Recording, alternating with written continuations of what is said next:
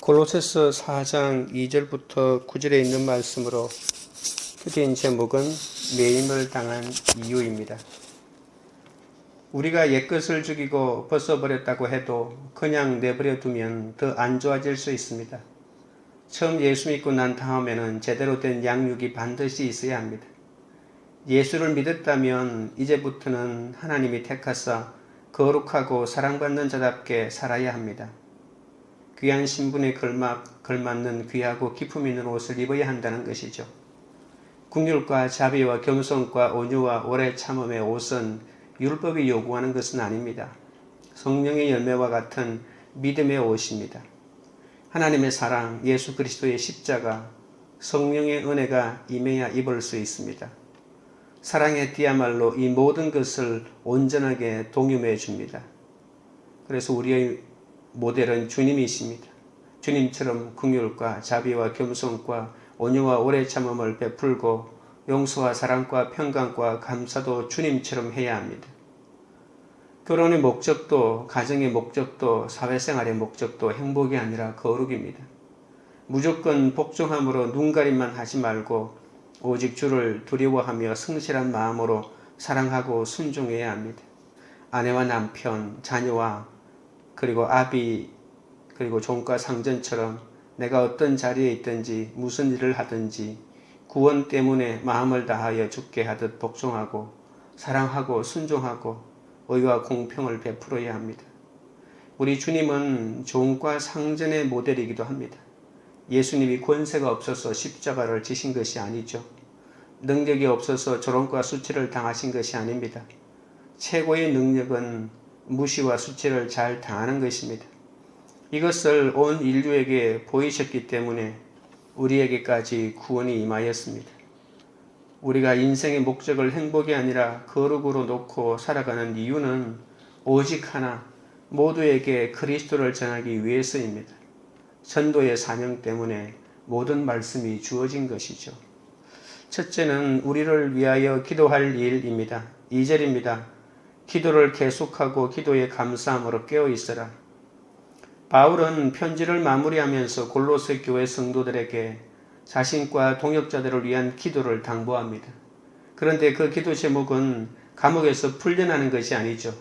말씀을 전할 수 있는 문이 열려 복음을 전하게 되는 것이라고 합니다. 우리는 나에게 욕설을 퍼붓는 상사에게 어떻게 전도해야 할까요? 전쟁이 끝나고 난민이 구조되면 전도가 될까요? 전도는 나 자신의 힘으로 불가능하기에 기도해야 한다는 것이죠. 변화되는 것은 기도의 힘이 아니고는 불가능합니다. 그래서 계속된 기도는 감사함으로 깨어있게 하는 거죠. 그렇다면 기도에 감사함으로 깨어있으려면 어떻게 해야 할까요? 외적인 훈련을 받아야 합니다. 오랫동안 하나님 없이 살아오셨다면 기도에 익숙하지 않기 때문에 각오와 희생이 필요합니다. 기도할 줄 모르는 초신자일지라도 일단 불쌍히 여겨 주옵소서라고 반복해도 하나님께서 들으십니다. 기도한다고 얼마나 이루어질까 하는 생각을 하지 마시고 필요한 것은 모두 기도해야 합니다. 통성기도 때 무엇을 해야 할지 모르시는 분은 설교에 나오는 적용과 기도 제목을 쓰시고 기도 시간에 눈 뜨고 읽으면서 기도하셔도 됩니다. 그리고 회개 기도는 꼭 해야 합니다. 이렇게 기도를 하게 되면 배려하는 마음이 생기고 기도 제목이 하나씩 이루어지는 것을 볼 수 있습니다. 또한 내적 훈련도 필요합니다. 우리는 살면서 감사와 만족하기보다는 원망, 불평할 때가 더 많습니다. 아무리 착하게 사는 사람도 원망이 터져 나오죠. 그래서 착함이 아니라 믿음으로 구원받은 성경의 실제 인물들의 삶을 보고 그 사람들의 이야기를 잘 들을 수 있어야 합니다. 성경을 깊이 묵상하고 성경을 근거로 기도해야 합니다. 이것을 발전시키는 방법이 바로 큐티이거든요. 그래서 기도는 하나님과 친해야 응답받을 수 있고 그렇게 친하려면 날마다 교제하는 것이 필요한 것입니다. 이렇게 기도는 일방통행이 아니기 때문에 우리가 묵상 기도를 하면 나의 교만을 보게 되고 또 무엇을 위해 기도해야 할지 알게 되기 때문에 시간은 조금 더디 간다 하더라도 매일매일 말씀을 묵상하는 것이 온전한 기도로 나아가는 중요한 하나의 훈련이 되는 것을 알 수 있습니다. 3절입니다. 또한 우리를 위하여 기도하되 하나님이 전도할 문을 우리에게 열어주사 그리스도의 비밀을 말하게 하시기를 구하라. 내가 이 일 때문에 매임을 당하였노라. 바울이 인생의 목적을 행복에 두었다면 그리스도의 비밀을 말한 일 때문에 옥에 갇힌 일이 억울했을 것입니다. 그러나 그는 인생의 목적을 거룩히 두었기 때문에 내가 매임당함을 부끄러워하지 않고 오히려 이 일을 그리스도의 비밀이 더 분명히 나타날 기회로 여겼습니다. 전도의 문이 열리려면 나의 매임에서 그리스도의 비밀을 말해야 합니다. 바울 사도는 지금 전도할 문을 열어주사 그리스도의 비밀 말하기를 구하라고 하면서 이 일을 위하여 자신이 매임을 당했다고 이렇게 말하는 것이죠. 보통은 매임에서 풀려야만 전도할 수 있다고 생각합니다. 하지만 바울은 매임당한 가운데 전도하고자 합니다. 하나님 나를 매임에서 풀어주면 그때 전도하겠습니다. 이렇게 기도하지 않았다는 거죠. 말씀의 문을 열어달라고 합니다. 바울 사도는 말씀을 받아야 전도할 수 있다고 확신하고 있었기 때문에 매임을 풀어달라고 하지 않고 말씀의 문을 열어주면 전도하기 때문에 그렇게 해달라고 기도 요청을 하고 있는 것입니다. 4절입니다. 그리하면 내가 마땅히 할 말로서 이 비밀을 나타내리라. 우리는 마땅히 해야 할 말을 분별해야 합니다. 그러니까 언어가 너무 중요한 거죠. 매임에서 그리스도의 비밀을 나타내야 하는데 자신의 억울함을 포장하면서 자기 할 말을 다 하면 안 되는 것이죠. 기도하는 것도 매임이 된 것도 다 전도하기 위한 것인데 하나님이 나에게 말씀이 들려 전도할 수 있도록 하기 위하여 매임을 주었는데 나한테 무슨 매임이 가당찼냐고 하면서 거부하면서 그렇게 기급을 하고 있죠. 매임당한 상황 속에서도 나를 거룩하게 하시려는 주님의 뜻을 깨닫고 그 자리에서 그리스도의 비밀을 전하는 것이야말로 온 교회가 함께 기도할 만한 너무나도 중요한 문제 아니겠습니까? 적용 질문 드립니다. 요즘 내가 지체들에게 부탁하는 기도 제목은 무엇입니까? 그것은 내 행복을 위한 기도입니까? 아니면 거룩함과 전도를 위한 기도입니까? 둘째는 항상 은혜 가운데서입니다. 5절입니다. 외인에게 대하여는 지혜로 행하여 세월을 아끼라. 지체에게 권면할 때도 지혜가 필요한데 하물며 교회 밖에 불신자를 대할 때는 은행에 더욱 지혜가 있어야 하죠. 어떤 상황에서 누구를 어떻게 대할지 지혜롭게 판단해야 전도할 기회를 얻을 수 있습니다. 급한 마음에 성급히 결정하여 실행하지 말고 시간의 주관자이신 하나님을 의뢰하며 주어진 시간 동안 충분히 말씀을 묵상해야 합니다. 그리고 또 공동체에 묻고 함께 분별하며 나가야 하죠. 이것이 오히려 시간을 아끼는 것입니다. 여기서 말하는 외인은 불신자입니다. 외인에게는 참으로 지혜롭게 전도해야 합니다. 불신자를 전도하기 위해 순간순간 지혜가 필요하며 또한 우리의 삶이 따라주어야만 전도할 수 있습니다. 6절입니다. 너희 말을 항상 은혜 가운데서 소금으로 맛을 냄과 같이 하라. 그리하면 각 사람에게 마땅히 대답할 것을 알리라. 바울은 말은 늘 앞서기 쉽기 때문에 너희 말을 항상 은혜 가운데서 소금으로 맛을 냄과 같이 하라고 말하고 있습니다.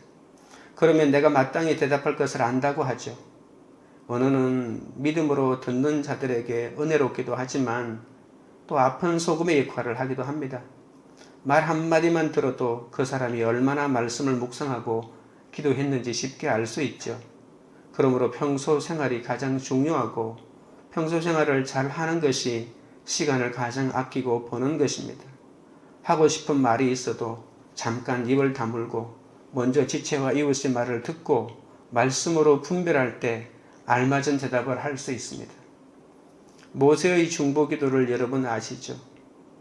금송아지를 섬기는 이스라엘 백성들을 향하여 기도드리는 그 모세의 중보기도와 헌신을 우리가 볼 수가 있는데 하나님께서 이스라엘 백성에게 화를 내리시겠다는 뜻을 이 모세의 중보기도를 통해서 돌이키지 않았습니까?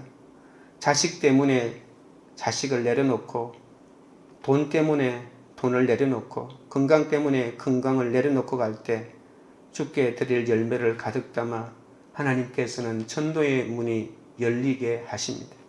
적용 질문 드립니다. 이제껏 내가 전도하려고 기대온 사람은 누구입니까? 그 사람의 구원을 위해 주신 시간을 아끼고자 오늘 주께 어떤 은혜를 구하겠습니까? 셋째는 신실하고 사랑받는 형제입니다. 7절입니다. 두기고가 내 사정을 다 너희에게 알려주리니 그는 사랑받는 형제요 신실한 일꾼이요 주 안에서 함께 종이 된 자니라.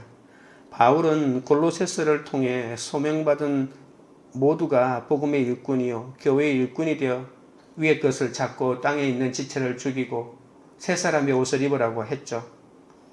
이것을 가정에서 적용하기 위해서 거룩을 위한 복종과 사랑과 순종의 언어를 쓰며 이 모든 것의 결론은 바로 전도고 그 중심에 사랑이 있다는 것을 말하고 있습니다.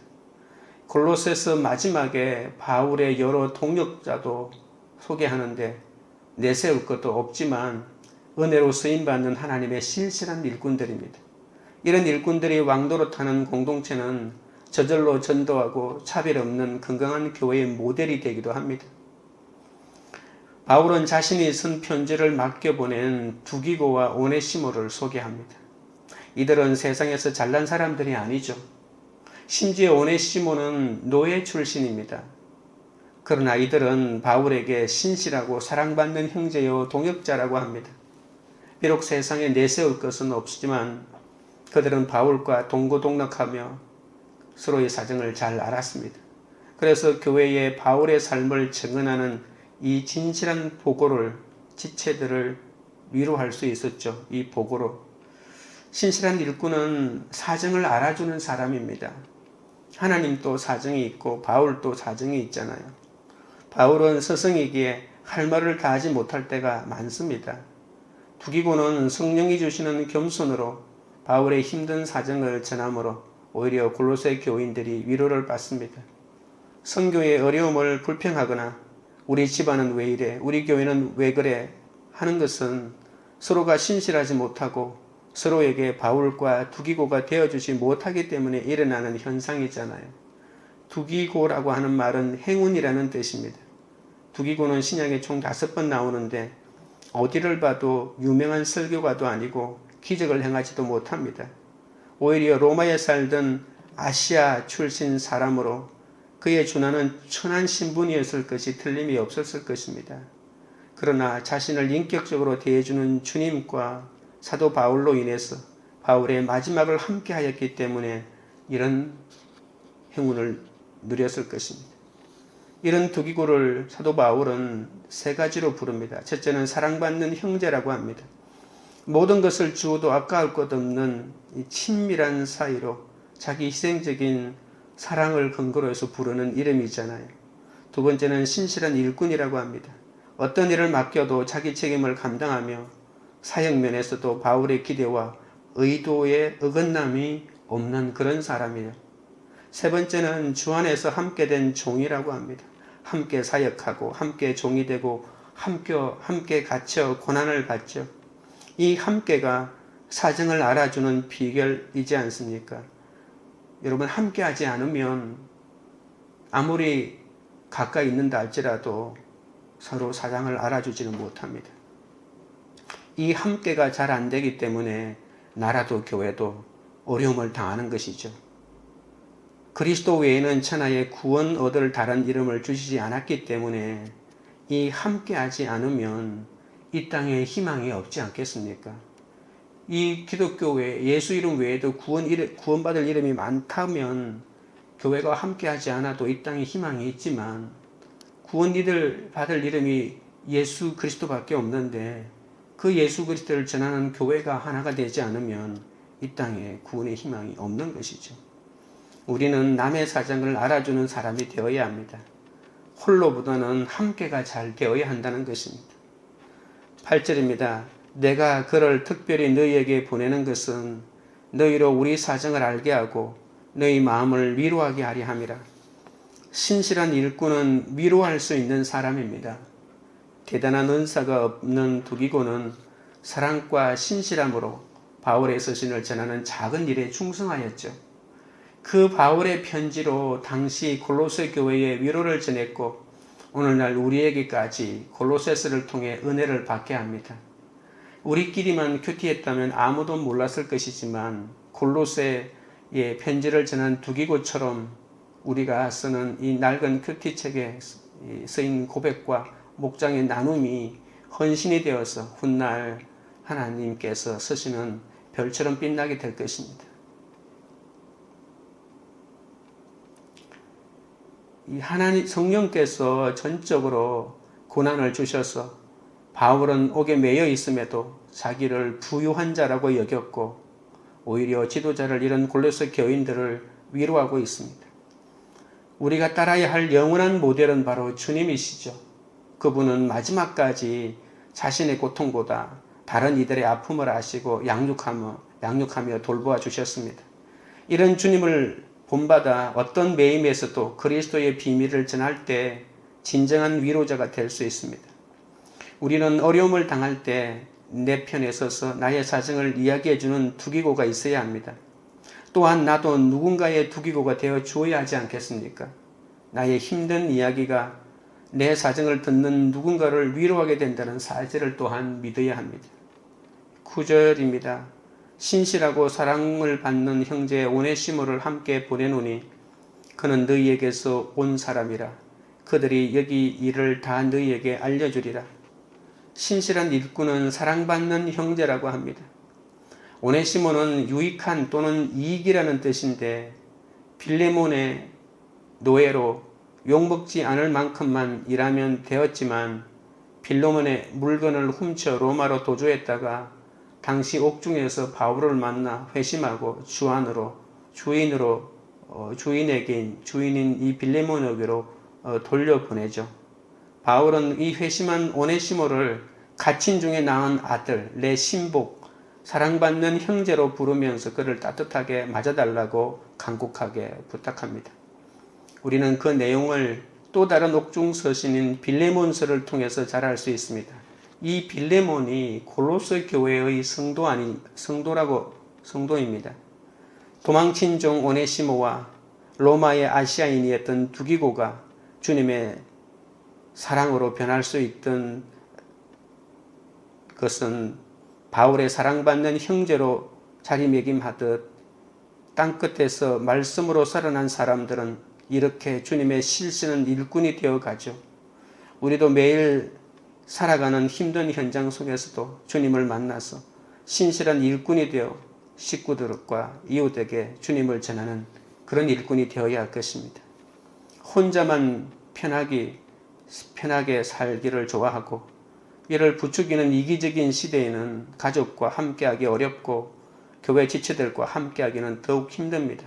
나와는 수준이 다른 것 같고 함께 있으면 내가 더 손해보는 것 같은 생각이 들죠. 하지만 가족과 지체를 위로하여 다시 살리는 일은 내 역할을 다하는 것이고 말씀대로 살아가는 것이고 신실하고 사랑받는 형제 자매가 되는 길이라는 것을 알 것입니다.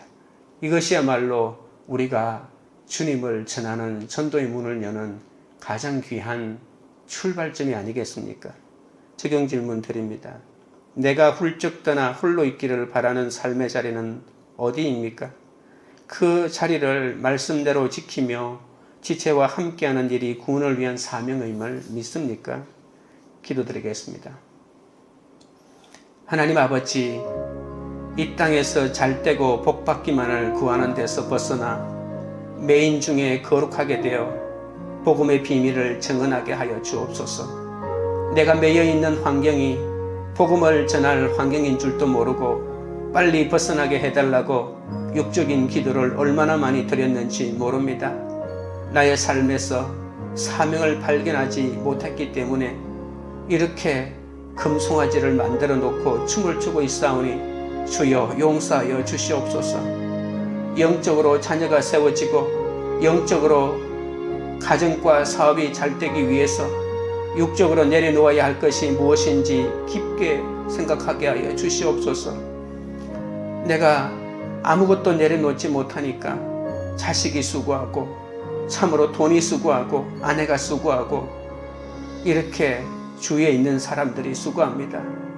내 삶을 보고 전도의 문이 열려야 되겠는데 결국은 이 땅에 가장 중요한 것은 말씀대로 사는 모습을 보이지 않으면 아무도 나를 보고 예수를 믿지 않는다는 것입니다.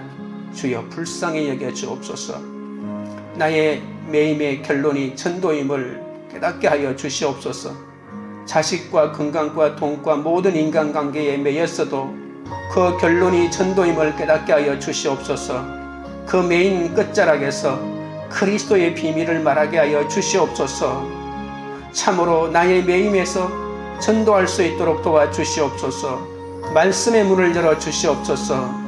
주님이 주시는 말씀을 받아 담대하게 복음을 전하게 하여 주시옵소서.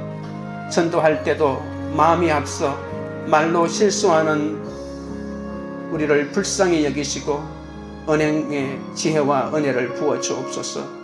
우리와 함께하도록 묶어주신 사람들 곁에서 말씀대로 살아갈 때 신실하고 사랑받는 형제 자매로 서게 하여 주시옵소서. 우리의 환경에서 전능하신 하나님만 부르짖는다면 이제는 여호와 하나님의 언약을 붙잡고 인내할 수 있게 하여 주옵소서. 우리가 손을 쓸 수 없을 것 같은 그 밤의 절망의 사건에서도 우리의 상처가 별이 되어 서로 나누어주는 인생이 되게 하여 주옵소서. 우리의 가정과 사회생활에서 정말로 전도의 문을 열어주셔서 날마다 십자가 지는 적용을 하도록 역사하여 주옵소서. 정말 이상한 상사와 인간관계에서 어떻게 그렇게 오래 참고 인내할 수 있겠습니까? 주여 힘이 드오니 우리는 너무나도 연약하오니 아버지 하나님이시여 불쌍히 여겨주시고 이 모든 고난과 어려움의 결론이 전도라고 했사오니 결혼해도 전도고 직장을 가도 모든 것의 결론이 전도임을 깨닫게 하여 주시옵소서. 광교 우리들 교회가 기도에 감사함으로 깨어있어 전도의 문이 열리고 그리스도의 비밀을 전하는 공동체가 되게 하옵소서. 우리가 믿음대로 살기 위해 너무나도 많은 환경이 수고를 한다는 사실을 잊지 않게 하시고 주님을 위해 각자 그리스도의 비밀을 말하는 우리가 될 수 있도록 도와주옵소서. 우리가 이 비밀을 알고 누리고 모든 사람에게 전하고 갈 때 전도의 문이 곳곳에서 열릴 줄 믿습니다. 서로의 사정을 알아주고 위로하며 사랑하는 신실한 일꾼들이 많이 세워지는 그런 교회, 그런 공동체가 되도록 주여 역사하여 주시옵소서. 예수님의 이름으로 기도드립니다. 아멘.